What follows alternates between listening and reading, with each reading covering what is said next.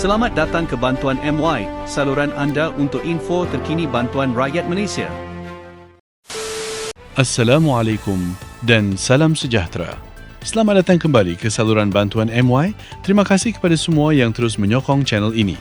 Kepada yang baru singgah, jangan lupa tekan butang subscribe dan aktifkan loceng notifikasi supaya anda tidak terlepas info bantuan dan bayaran terkini daripada semasa ke semasa.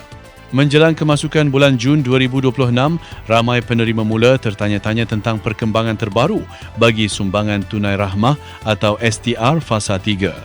Ada beberapa perkara penting yang perlu diberikan perhatian oleh semua penerima, termasuk pemohon baharu, penerima sedia ada dan mereka yang membuat rayuan.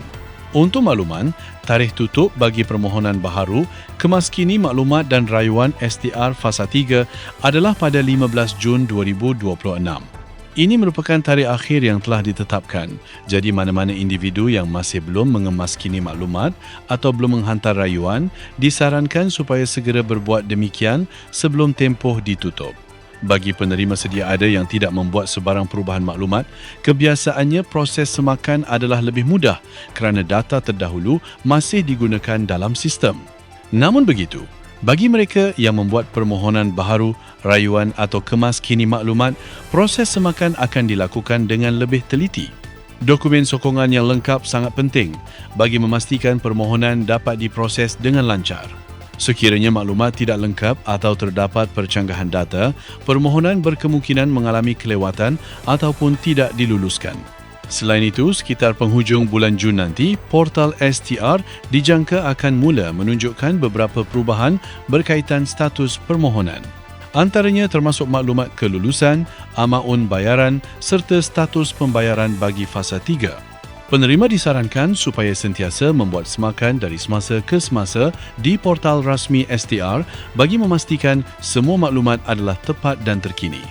Untuk penerima yang membuat rayuan atau kemaskini maklumat, proses semakan mungkin mengambil sedikit masa kerana pihak berkaitan perlu menyemak dokumen dan data yang dihantar sebelum keputusan akhir dibuat.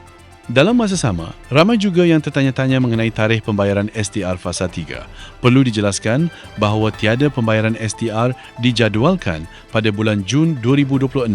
Berdasarkan jangkaan semasa, pembayaran STR Fasa 3 dijangka bermula seawal penghujung Julai atau sekitar Ogos 2026. Namun begitu, tarikh rasmi masih menunggu pengumuman daripada pihak kerajaan.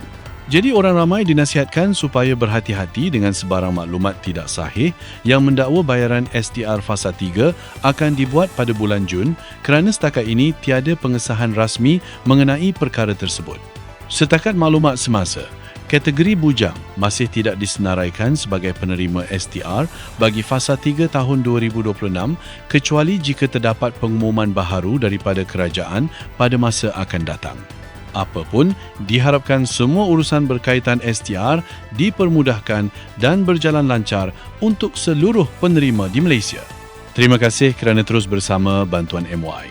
Jangan lupa subscribe untuk lebih banyak info bantuan kerajaan, bayaran terkini dan berita semasa yang akan dikongsikan dari semasa ke semasa. Terima kasih dan jumpa lagi dalam video seterusnya.